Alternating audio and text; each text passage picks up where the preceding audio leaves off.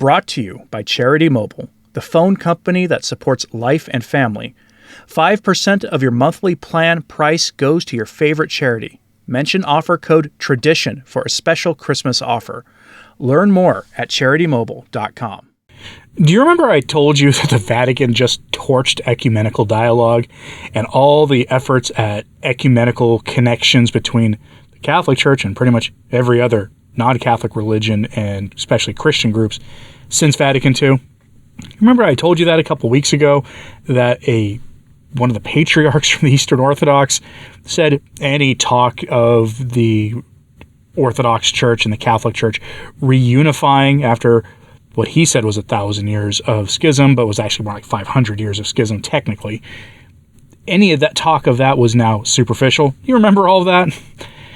I had a good kind of laugh at it as one of those inadvertent sort of fruits of it, because ecumenical dialogue for any purpose other than correcting misconceptions about what the church teaches with the goal of getting the schismatic groups to come back to the fold of the church and to actually submit to the authority of the Petrine office and to end their schism, any other ecumenical dialogue besides that has really no point, at least when we're talking on the macro level. After all, our Lord gave us pretty clear instructions on what it means to follow him, not only to keep his commandments and to, invoke his name in prayer and things, but also to actually follow the successors of his bishops. He said, "He who hears you," he said to his bishops, "hears me," meaning himself. And there is apostolic succession. So those who do not follow the actual bishops of the church are not really following Christ, is essentially what some of the more hardline saints have said in history. And yes, I know that the issue gets a little more murky with the Eastern Orthodox. After all, they do have valid apostolic succession. And the efforts with the Orthodox are probably the best in terms of trying to end the schism. Although it's worth noting, the Catholics speak about the ending of the East-West schism a lot more than the Orthodox ever have. And as I mentioned in that other video, there are other stumbling blocks between reunification of East and West.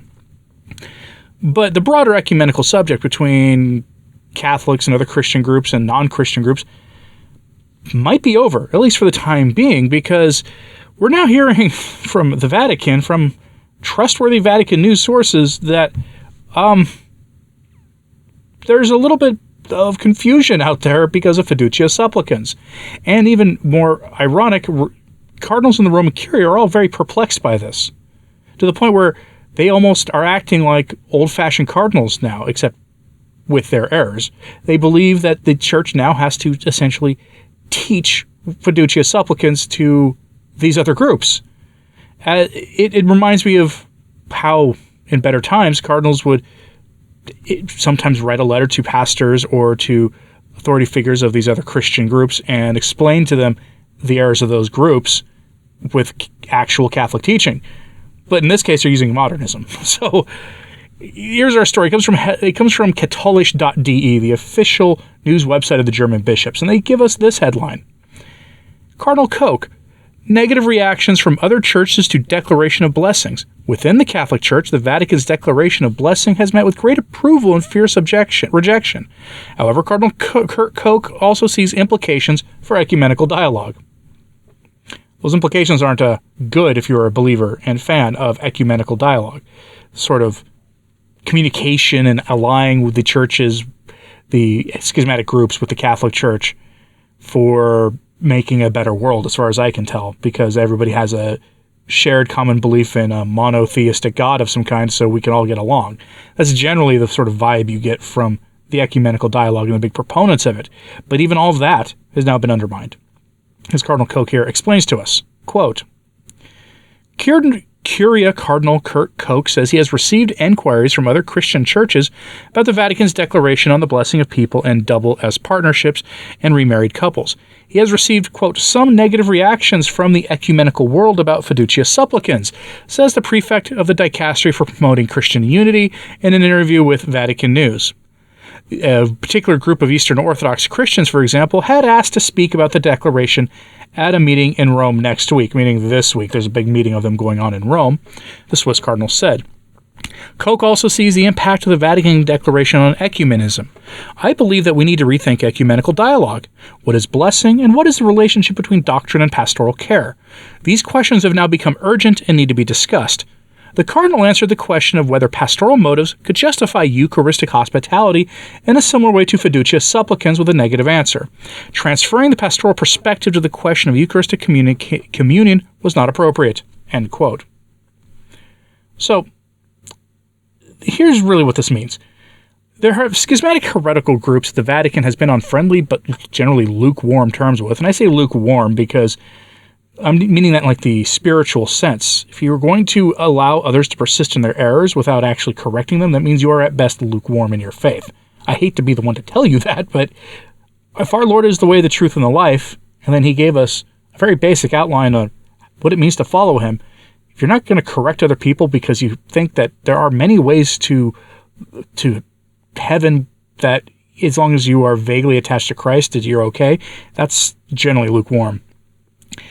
But these other groups that he's been on these kind of terms with have been calling Cardinal Koch, because it's his job to promote Christian unity, and his confreres in other parts of the Roman Curia, and they've basically asked the same question of them. And that question is, are you people serious about fiducia supplicans? Because you have to be pretty far down the secular rabbit hole to find that document okay. Or you have to really engage in some world-class mental gymnastics to come to an acceptable Catholic and basic Christian understanding of that document, or to have it at least ally itself with Catholic teachings. Because regardless of the doctrinal and dogmatic issues that separate, say, Catholics from Methodists or Catholics from Lutherans or whatnot, they're usually more orthodox in questions of morality, at least they're the moderate and conservative branches of those various groups. They tend to have actual Christian views on morality and activities that's suitable to the married state, especially actually the various Orthodox communions and conservative Protestant denominations. The Orthodox especially were looking at this as if the church has completely gone off the deep end. And conservative Protestant denominations, I mean, if you spend any time on social media, you've seen that this document waved in the face of Catholics from just typical lay people. I have seen very high-profile Protestant ministers using that document as proof positive that the Catholic Church is not the Church of Christ. So thank you, Cardinal Koch, thank you, Cardinal Fernandez, and thank you, Francis. Now, all this is, of course, also compounded by internal divisions within these various schismatic groups, because as you might have gathered by just living life, that the Orthodox, they have some very real differences of opinions on very basic things within their communions, as do various Protestant groups. I mean, how many different kinds of Lutheran can you name? And they run the theological and ideological spectrum from, very hardline fire and brimstone Lutherans to waving the whatever flag the secular world is wanting us to wave outside their churches and being on the forefront of the changes in the broader culture. They run that gamut, and you can have that in any secular group, and yes, or any Protestant group, and yes, the Catholic Church obviously does have that kind of problem too these days. Although most of the heterodox priests and bishops out there wouldn't go so far as to put some of those iconic secular flags for their ideology on the front steps of their parish. Of course, I'm sure now in the comments someone will say, "Oh no, I saw the James Martin flag out in front of this Catholic parish in this town." I'm sure that has happened, but it's much more rare than among more liberal Protestant groups.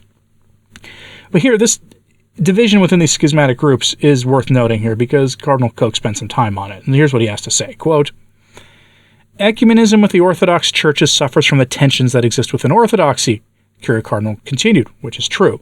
Last June, for example, we had the plenary meeting of the Commission in Alexandria, with great hospitality from the Patriarch. But 4 Orthodox churches were not present: the Great Bear of the East Church, a country whose name you get in trouble for even mentioning on YouTube these days, as well as Serbia, Bulgaria, and Antioch. This situation makes ecumenical dialogue with Orthodoxy a challenge. On the one hand, we do not want to and cannot intervene in internal Orthodox tensions. On the other hand, neutrality does not mean indifference, but we are of course affected by it.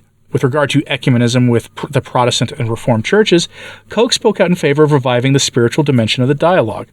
At the beginning of the ecumenical movement, there was a prayer movement.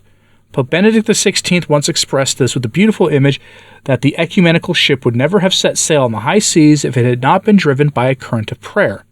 In the Gospel of John, Jesus does not command the unity of his disciples, but prays for it. And if Jesus prayed for the unity of his disciples, what better thing can we do, said the Cardinal. Koch made his comments on the occasion of the World Week of Prayer for Christian Unity, which begins on Thursday and will be concluded by Pope Francis on 25th of January with the celebration of Vespers. End quote. It's a bit disingenuous to say that Jesus didn't command unity. After all, he told the bishops, again, he who hears you hears me. I mean, if you're not in communion in some way with an actual bishop of the Catholic Church, there's a problem. But in that original video I did about the Vatican torching ecumenical dialogue, the one patriarch in particular spoke pretty much for the rest of the Eastern Orthodox, which is, by the way, very unusual given their own internal problems. But in this case, it actually made sense that he did speak on their behalf, because he reminded us that any such talk of reunification between East and West is pretty much unfounded at this point. It's impossible to move forward because of fiducia supplicans. To give you an idea of how much this is complicated ecumenical dialogue, this is from the report on these statements from Cardinal K from the Catholic News Agency in an entirely different article. Quote, "We have a great division in the Anglican world, where the Church of England has introduced the possibility to have blessings for those in question. They have a very strong opposition, above all in Africa," the 73-year-old Swiss prelate said, reflecting on the Church of England's 2023 decision to permit the blessings of double S types. The Cardinal said he also spoke with Metropolitan Hilarion of Budapest, of another Orthodox church, who expressed, quote, "a great shock when he read this document." When he asked what the next steps would be in this process of dialoguing within the churches, Koch noted that during the week of prayer for Christian unity, there will be the International Mixed Commission between the Catholic Church and the Eastern Orthodox churches in Rome. We have the plenary assembly of that Orthodox Church here in Rome just next week, and they have already announced that they can talk about these issues, the Swiss prelate told EWTN. Koch also noted that in light of the feedback he has received from the Orthodox churches, he wrote to Cardinal Victor Manuel Fernandez, the prefect of the dicastery for the doctrine of the faith, for clarification ahead of this meeting, in order to have some explanations. In a separate interview with the German section of Vatican News, Koch said that he had, quote, "received some negative reactions from the ecumenical world about fiducia supplicans." Asked whether a reading of fiducia supplicans might, quote, "almost justify Eucharistic hospitality," the extension of the Eucharist to non-Catholics, under certain narrowly defined conditions, he said, "I believe that in an ecumenical dialogue, we need to think about this anew. What is blessing? What is the relationship between doctrine and pastoral care? These questions have now become acute again, and we need to talk about them," the prelate said, end quote. And I know that some of that repeated from the earlier quote from that other article, but it's important here, it adds some important context. The Vatican has signaled that it has been working to normalize, essentially, sacrilegious communions for non-Catholics in Catholic churches and vice versa. I'm not talking necessarily about communion for the Orthodox and Catholics in their respective churches, since there is at least shared belief in the real presence there that is dogmatically the same or very, very similar. Although it is worth noting that if you are a Catholic trying to receive Holy Communion at the Divine Liturgy of an Eastern Orthodox church, you are going to run into a hard time receiving it. Most of their priests will not give communion to Catholics because we are viewed as heretics. If you don't believe me, I'm sure somebody in the comments will say that they've had trouble with it, although I'm sure some people have not.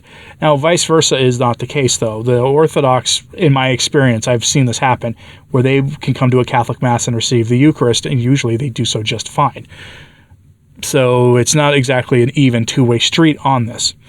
But that communion is not what I'm talking about here anyway. Instead, what we're talking about is Protestants. There's been an effort to get Protestants to receive communion in Catholic churches. This is something the Vatican has talked about trying to come up with a way to do, and vice versa, for Catholics to receive their bread and grape juice or wine snack that they have at their prayer meetings.